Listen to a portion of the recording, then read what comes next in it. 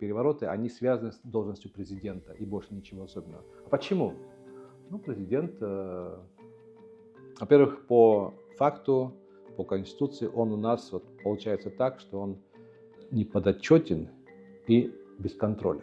Практически президента власть ничем не ограничена. Самое главное теперь, значит, провести реформу для того, чтобы ограничить власть президента. У нас в Абхазии никогда не было сильной центральной власти. Это противоречит нашему, как сказать, историческому опыту. В первые дни президент должен провести ряд целенаправленных консультаций с независимыми экспертами, а не с будущими чиновниками. Еще раз повторяю и подчеркиваю, с независимыми экспертами, которые знают, что нам нужно делать. Конституция Абхазии не отвечает современным вызовам, стоящим перед страной. Нужно уйти от сильной президентской власти с неограниченными полномочиями и выработать механизмы ее контроля и сдерживания.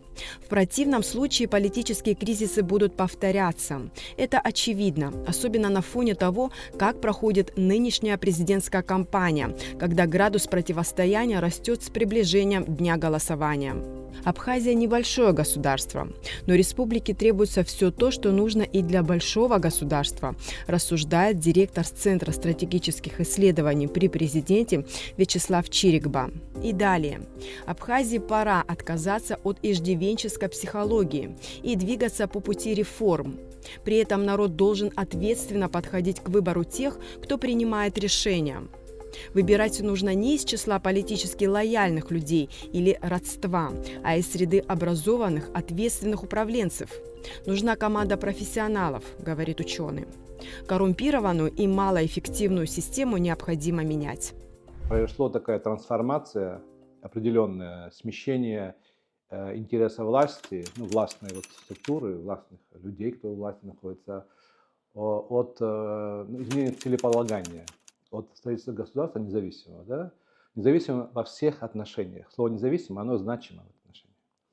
Не просто независимо от Грузии, а независимо как государство, как нормальное государство, чтобы у него была своя нормальная экономика самодостаточная, нормальная инфраструктура и так далее. Вот в этом отношении. От целеполагания изменилось, сместился, не совсем изменился, все-таки сместился интерес от строительства государства независимого, подчеркиваю, независимого государства к освоению финансовых потоков. Вот этим-то мы живем практически от транша к траншу. Вот это, конечно, с одной стороны, мы благодарны России за щедрую помощь, при которой нам было очень сложно, на самом деле. А с другой стороны, теряется, порождает иждивенчество, теряется и мотивация к развитию, самостоятельному развитию экономики. Это путь в никуда, я бы сказал. Понимаете, это долго так продолжаться, и вечно такого не будет. И что мы будем делать дальше? И поэтому надо просто возвращаться к истокам, да.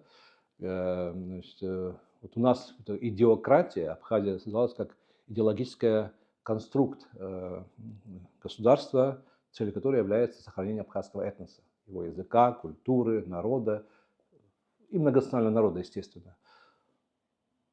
Идеократия смещается монетократией, то есть деньги как высшая ценность.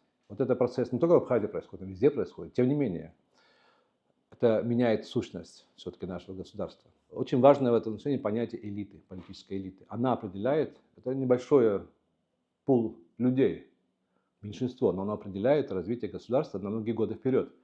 Вот. Или его неразвитие тоже. Понимаете, какая элита. И вот для меня элита – это такая структура людей, которая облечена высоким интеллектом, профессионализмом, патриотизмом, если это элита государства, и высоким чувством ответственности. Вот если сочетания этого нету, получается очень плохо. Вот я вижу, что происходит тоже трансформация, опять же, от меритократии, от выбора достойнейших, да, в этих отношениях. Интеллектуальный уровень, профессионализм, компетентность, патриотизм и чувство ответственности к другим критериям. Лояльность, близость к семье. Это вещи тоже ведут в наш тупик. Так нельзя развиваться. Поэтому элита получается уже как бы не элита, а как-то корпорация или группа по интересам.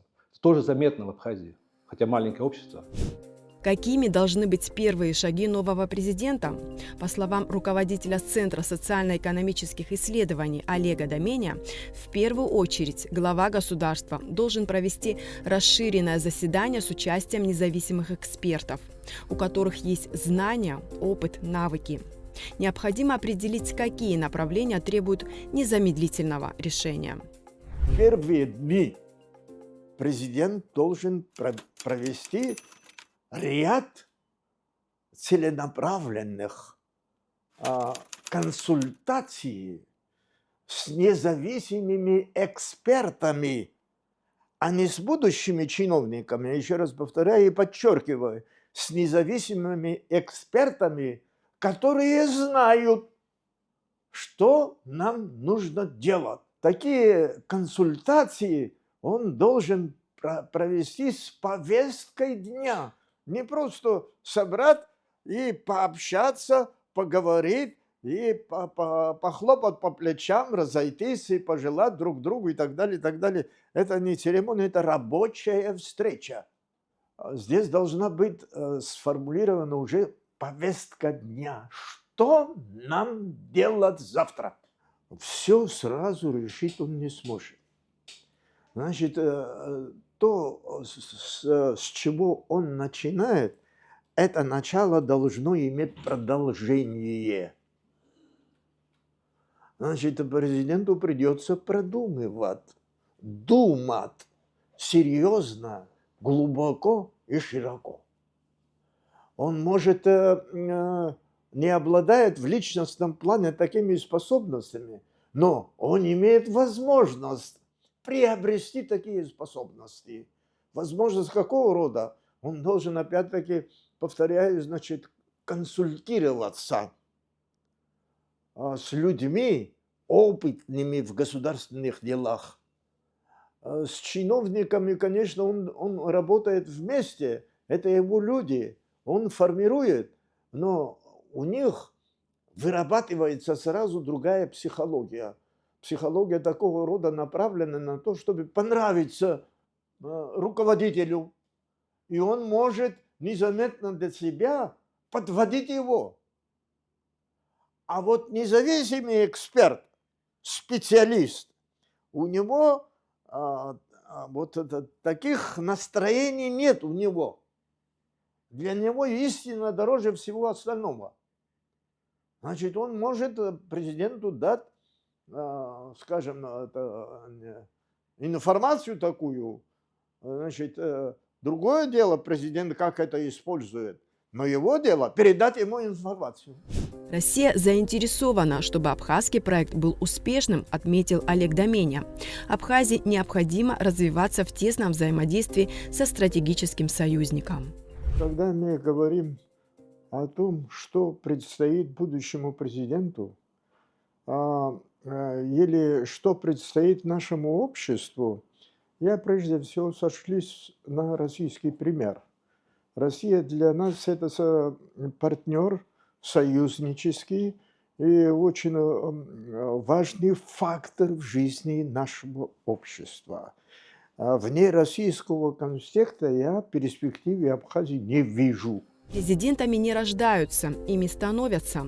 По словам Олега Доменя, глава государства должен быть прежде всего человеком ответственным, хорошо информированным, должен чувствовать пульс народа, знать, по какому пути должна развиваться страна.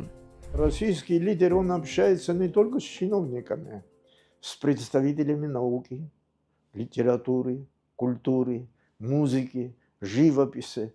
Ну, нет сферы, где следы президента не было бы. Нет сферы. В российском, огромном российском обществе нет такой сферы. И война, и экономика, и культура, и социалка. И посмотрите вообще, как он поздравлял директора Эрмитажа. Посетил музей. Побывал там, увидел залы, он сам питерский знает хорошо, но он везде бывает. Везде. На Дальнем Востоке, у якутов, у оленеводов он бывает, с ними чай пьет. Понимаете, он на самом деле, он не сидит, он в постоянном движении, в постоянном процессе работы. Когда он отдыхает, я не знаю. И какая энергия у него, я не знаю. Но этот человек живой. Он живет вместе со своим народом. Значит, будущему нашему президенту, конечно, Абхазия, слава богу, не такая уж большая. Значит, территорию наш президент, он должен везде, во всех селах, во всех населенных пунктах, во всех организациях и предприятиях систематически должен бывать. Сам должен увидеть и сам должен услышать.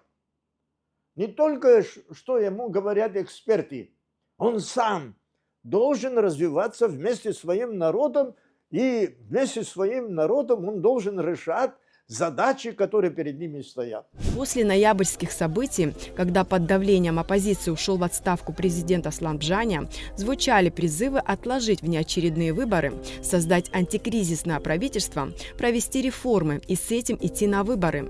Вячеслав Чирикба убежден, тайм-аут был необходим. Вопрос о роли президента в Абхазии. Да?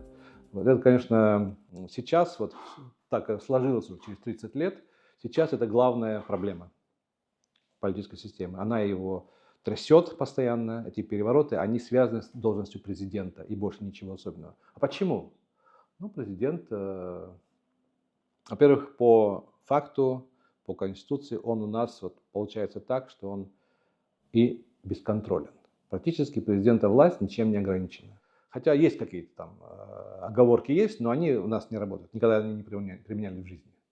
Вот. И вот в данных случаях те, кто оправдывает какие-то действия, они говорят, что другого выхода нет, как выйти на улицы, допустим. Да? Но это уже третий раз, это уже системный кризис. И поэтому я считаю, что надо было действительно сделать тайм-аут, полгода минимум. Сейчас создана при парламенте комиссия конституционная, которая занимается подготовкой реформ политических. Я тоже в нее вхожу.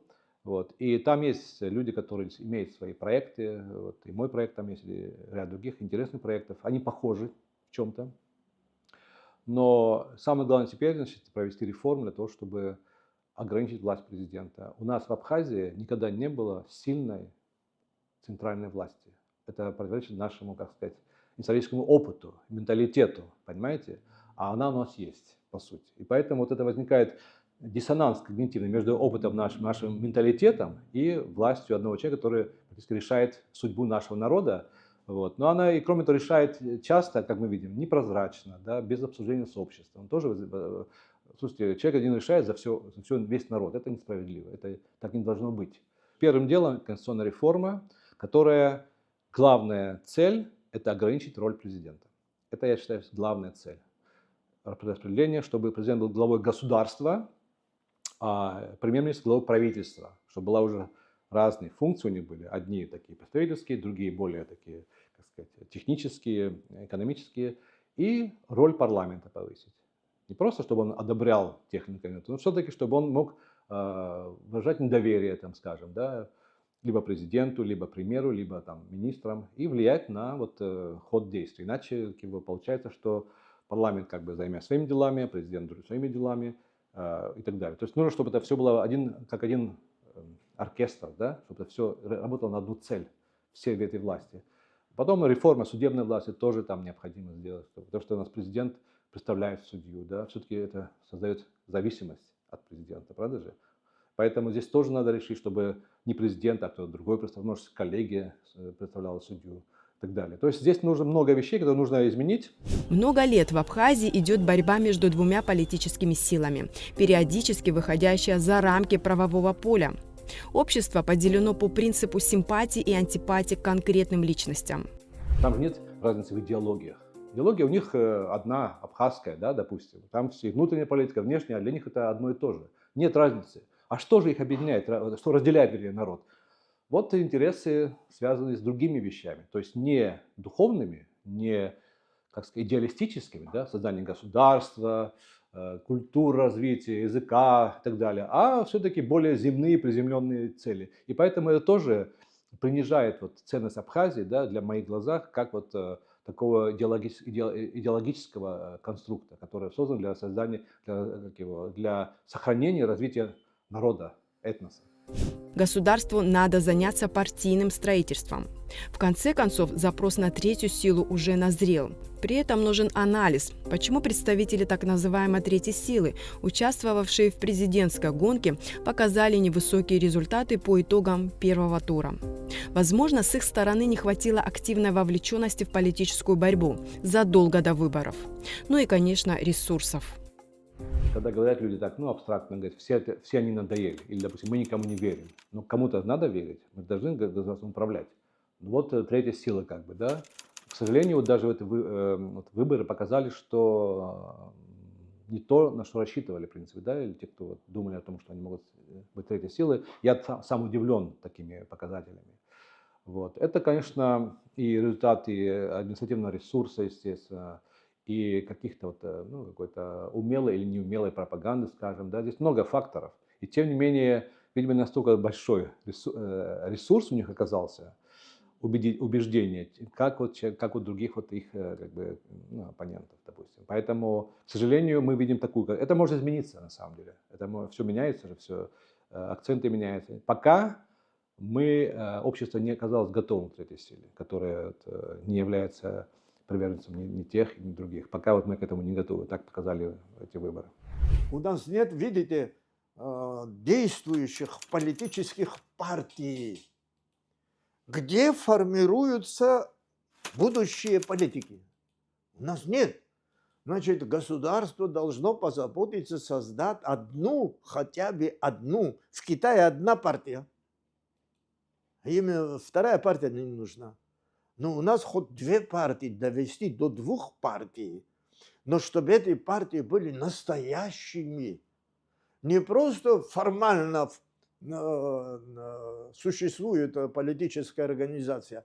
Там должны проходить апробацию. Люди должны формировать свой политический опыт. И партия должна рекомендовать уже, если чиновник не годится, несет ответственность эта партия. А у нас, если чиновник не годится, а сколько людей при Бжане было освобождено или ушли? А кто нес ответственность за них? Никто. И президент тоже не нес. И никто другой не понес.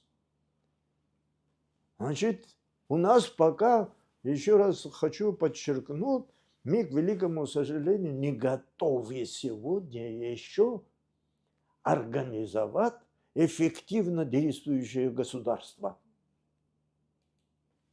Значит, нам нужно понять, оценить наше состояние, наши способности, наши возможности и наши потребности. И особенно, самое главное, политическая цель, к которой мы стремимся. Это когда мы бокалы поднимаем или там встречаемся и так далее, высокие слова произносим, не имеет это никакого значения. Самое главное в жизни общества – это что записано там в этой политике, которая проводится властью. В реформах нуждается не только институт президентства, но и парламент Абхазии, говорят эксперты. Избирательная система не позволяет отбирать по моральным и профессиональным критериям. Хорошему, но недостаточно грамотному парню с улицы легче попасть в парламент, чем образованным гражданам с опытом работы. В свое время Вячеслав Чирикба предложил создать двухпалатный парламент, состоящий из нижней и верхней палаты. В нижнюю палату избираются депутаты по смешанной, мажоритарно-пропорциональной системе выборов. В верхнюю палату или Сенат избираются иначе, из числа известных и уважаемых людей, профессионалов в своем деле, из разных сфер, не моложе 40 лет. Члены Сената обладают правом законодательной инициативы.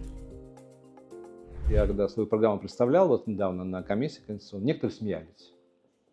Вот, а некоторые смеялись, а некоторые, наоборот, считали, что это необходимо. Вот, разные мнения существуют. Дело в том, что вот после президента парламент – это второй важнейший институт в Абхазии, по факту, важнейший. Не только потому, что он законы делает, то, что он выступает часто, иногда заслоном для каких-то решения, которые вот не нужны абхазскому обществу, да, которые там, скажем, президент как сказать, предлагает. То есть это контрольный орган тоже, это и фильтр такой, да. Но все-таки, если посмотреть на наш золотой парламент, да, посмотреть на него, вот, и наш нынешний парламент, все-таки разница есть, правда же? Уровень разный. Вот. Я, опять же, участвовал в этом процессе, мне было интересно, как политологу интересно участвовать. Я понял, что критерии не такие, которые должны там быть. Но если такие важные люди, как Сократ Джинджоли, там в свое время, значит, очень известные люди, они не прошли этот цензус, да, а пришли люди, которые просто вот хороший парень с улицы, понимаете, он прошел, скажем, да. Вот это, конечно, это удивительно, конечно, но это у нас факт нашей жизни. Порой не очень грамотному человеку, который может изложение или там диктант на русском, на абхазском без ошибок не напишет, да, поручать законы создавать, которые будут действовать в судьбу нашей страны. Знаете, как-то это безответственно тоже. Вот. И здесь должен быть какой-то другой ценз какой-то, мне кажется. Как нужно это изменить? Я думаю, что есть возможность, но просто, опять же, никто этим не занимается. У нас люди не хотят ничего менять, к сожалению. Реформы необходимы любому обществу. У нас их нет. Они иногда говорят, некоторые руководители, но их не проводят.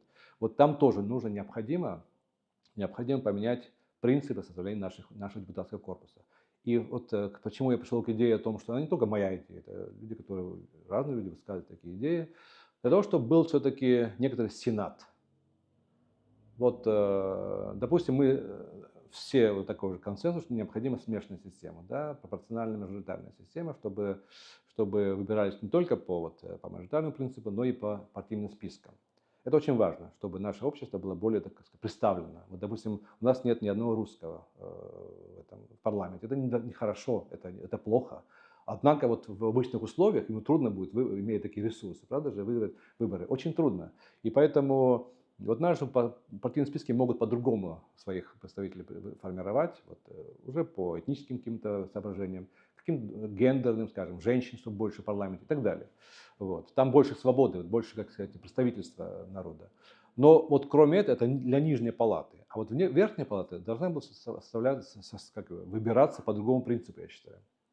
Может быть, либо выборщики, либо вот собрание регионов, скажем, у нас 7 регионов в Абхазии, да, вот каждый от них, как бы, да, наиболее уважаемые люди, скажем. Такие сенат означает старый, да, то есть не важно, чтобы обязательно 100-летний был, а все-таки это человек, который умудрен опытом. Опыт нельзя купить. У человека молодого, причем вот, как сказать, силе его, энергии, у него опыта нету. А здесь необходимо люди наиболее бывшие политики, бывшие, значит, ученые, там, писатели, вот, такие уважаемые люди, да, представители колхозов таких, да, таких крепких, скажем, да, которые знают, что такое сельская жизнь. Вот. Чтобы они были уже фильтром для решений Нижней палаты. Чтобы они имели право вето. Либо поддерживали законопроекты, либо их все-таки дорабатывали, перерабатывали. Мне кажется, этот такой контрольный орган над Нижней палатой, мне кажется, необходим. Учитывая, что это не золотой парламент, далеко. К сожалению, большому. Таких людей у нас немало, я вас уверяю. Которые не смогут, если будут выбираться, они не смогут попасть. В обычном порядке нереально. Просто нереально. Владислав Арзимба.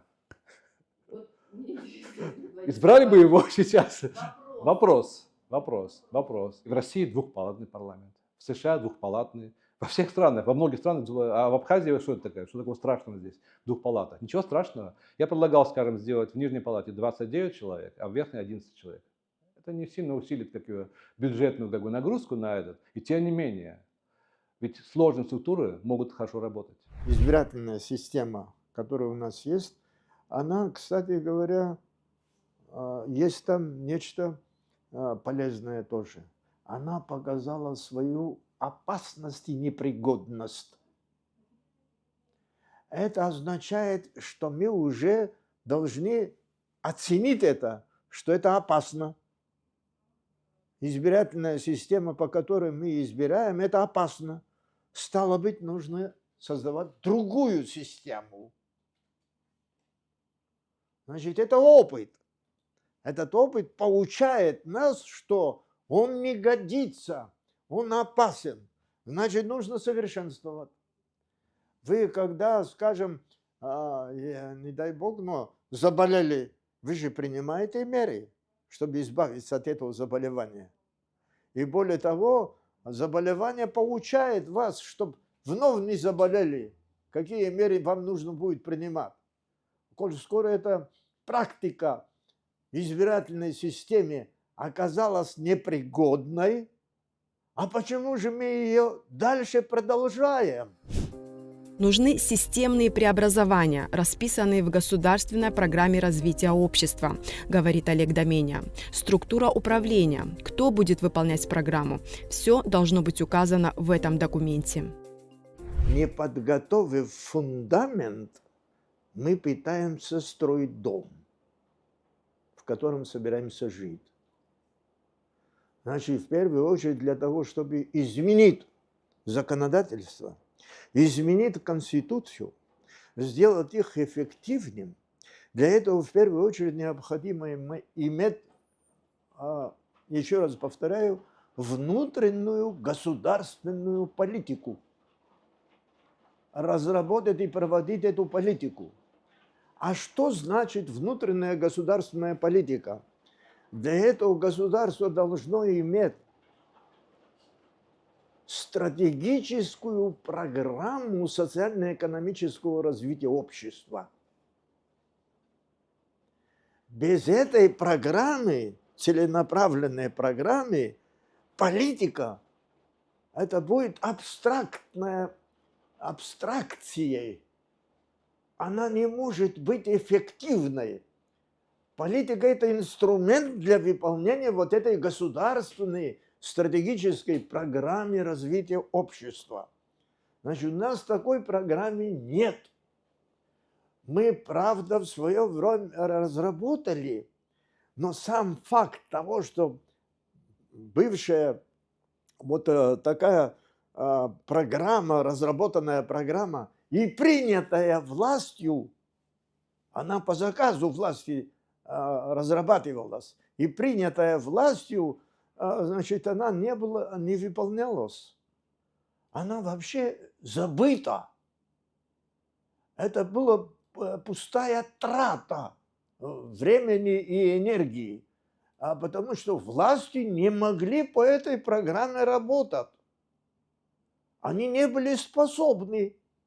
Если они были бы способны, ведь у России, вы посмотрите вообще, опять-таки я ссылаюсь на Россию, потому что ее пример для нас чрезвычайно важен и играет ключевую роль.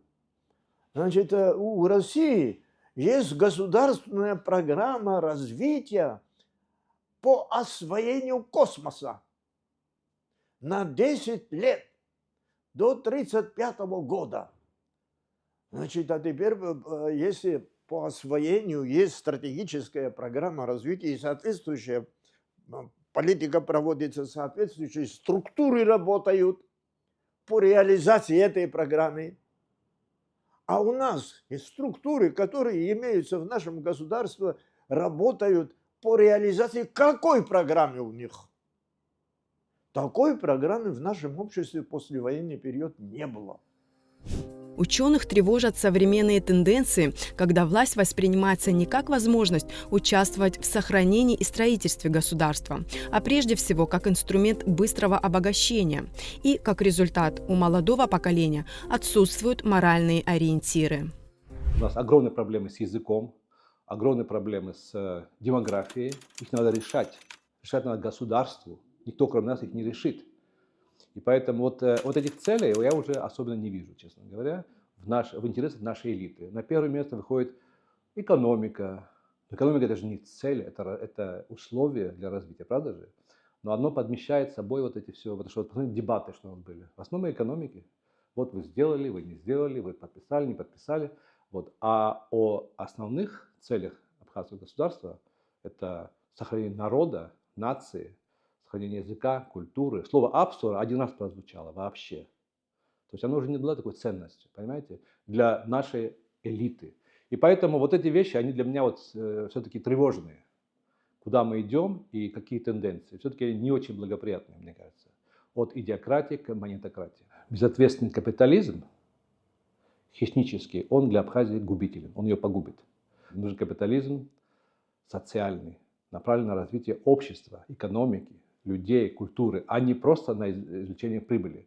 Прибыль, конечно, является одной цели капитализма. И тем не менее, если это только ради прибыли, это теряет всякий смысл. Поэтому я думаю, что и здесь тоже необходимо переосмотрение, пересмотр экономических проектов и, как сказать, и тех, кто ими занимается. Здесь нужны люди ответственные и думающие, прежде всего, о том, что может принести та или иная инициатива экономическая народу и обществу, а не только какой-то группе людей. Когда власть трудится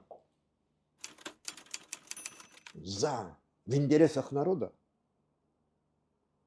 народ не может не доверять власти. А если власть, вот эта элита, правящая элита работает на себя, народ доверять тоже не может. Значит, чрезвычайно важно потому, чтобы в элите были люди, которые вообще понимают, знают и могут, хватает у них сила воли для того, чтобы служить обществу. Если вы служите мне, вы защищаете и выражаете мои интересы, я не могу это не чувствовать и не оценить. То есть здравомыслящий человек, он поймет и надобности прибегать к силовым или административным действиям, чтобы он не нарушал законы и нормы природы, уменьшится. В предыдущие годы непонятно было, какую мы внутреннюю политику проводим. Социальную, экономическую. Как мы защищаем от разных угроз себя. Вячеслав Чирикба убежден, малочисленность абхазов делает нас уязвимыми и слабыми. Вот почему проблема демографии должна стать приоритетом национальной политики нового президента. Как пример, Ингушетия вошла в число регионов России, где отмечается рост численности населения. Причиной стал естественный прирост жителей. Родившихся стало больше, чем умерших.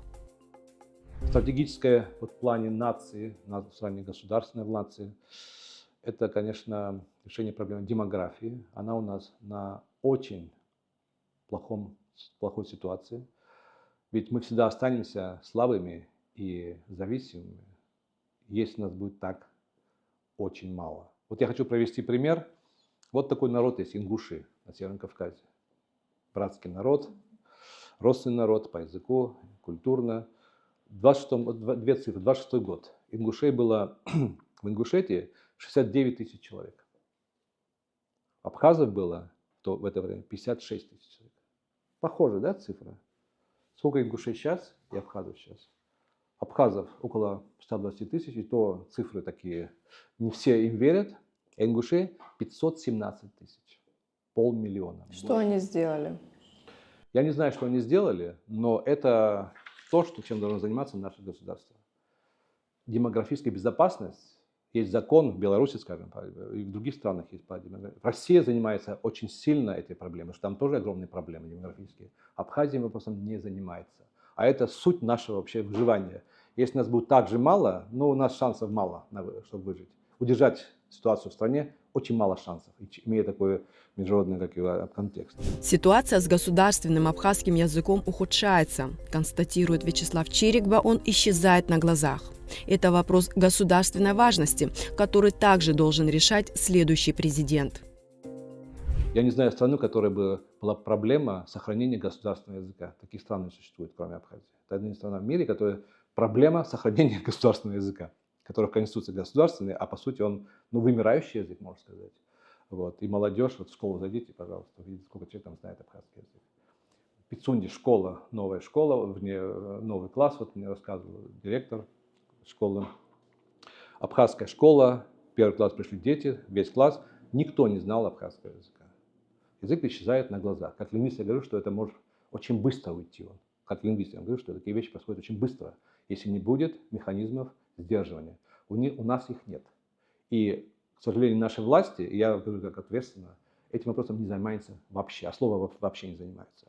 Потому что цель их другая, к сожалению, вот много других целей, да, а это ключевая цель, и она полностью игнорируется. Вот это тоже нужно изменить, если мы хотим сохраниться как этнос. Иначе будет нация без языка. В числе стратегических задач нового руководства ученый назвал принятие закона о продовольственной безопасности и обеспечение населения страны сельхозпродукцией. Энергетическая безопасность также в числе первоочередных стратегических задач. Нельзя называться государством независимым, завися на 100% от импорта продовольствия. На 100%. А из России, из Турции и из Грузии. Ведь, а если граница закроется? Бывало такое. И что, мы будем здесь голодать, что ли? Вот в Беларуси, в других странах есть закон о продовольственной безопасности. Нужно обязательно принять такой закон и программу создать. Для того, чтобы Абхазия, которая является благословенной страной, здесь все растет, а мы закупаем все продукты питания. Это ненормальная ситуация. Почему это происходит? Потому что не занимаются власти этим. Это их задача. Если они не справляются, надо менять эти власти. Поэтому я считаю, что это одна из важнейших задач. Достижение продовольственной безопасности страны. Вот. И второе, значит, сфера задач, это, конечно, это цивилизация невозможна без электрического света. Она невозможна. Цивилизация, комфортная жизнь и экономика невозможны. Вот я, когда меня назначили главой этого центра, первый круглый стол посвятил проблемам энергетики. Посчитал его самым больным и самым таким вот экстренным. И собрались все энергетики, кроме вот только одного не было, вот в Москве было, все важные люди, которые занимаются этой отраслью. И все говорят о том, что вот Ингургес.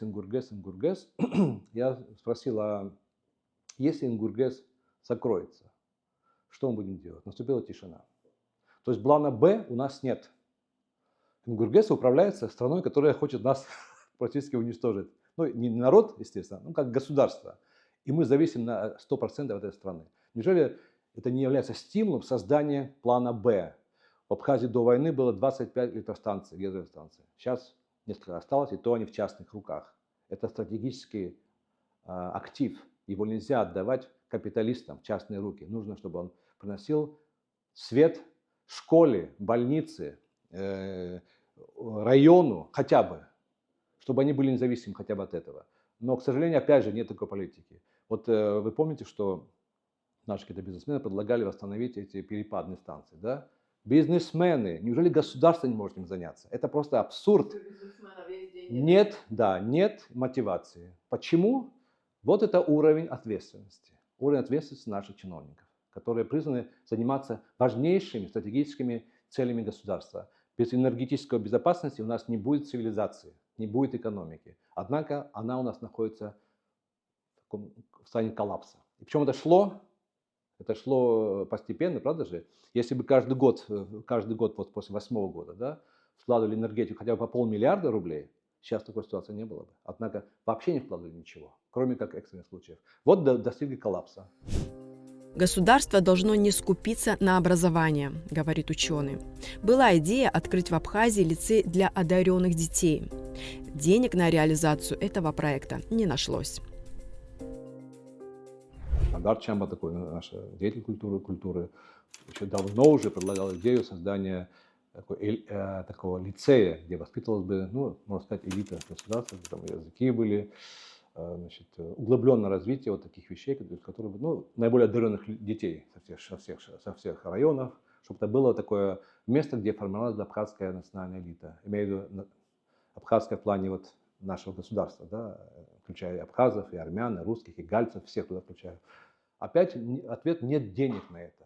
На важнейшее государственное дело нет денег. На фейерверки находятся деньги, на какие-то праздники находятся миллионы кидаемо, а на это у нас нет денег. Тоже уровень ответственности нашей элиты. Поэтому здесь, конечно, много неотложных вещей, и мы ждем какого-то чуда, конечно. Чуда не бывает. Это потому что эти вещи очень долгоиграющие. Нужно долго заниматься, чтобы они приносили отдачу.